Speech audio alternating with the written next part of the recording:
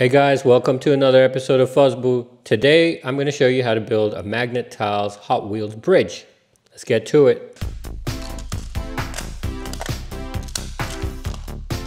For the top, you're going to need a Magnet Tile. So you can use Picasso tiles for the cube, a Magnet Tile for the top because we need that to be smooth. We're just going to build a cube over this blue part of the mats here. So we just keep doing that.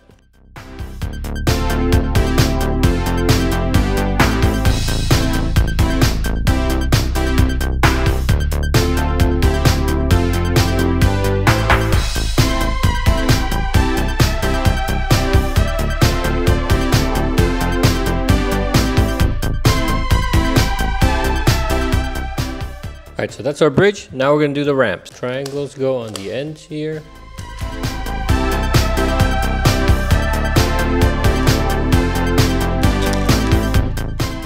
And that's your ramp. And do the same thing on the other side.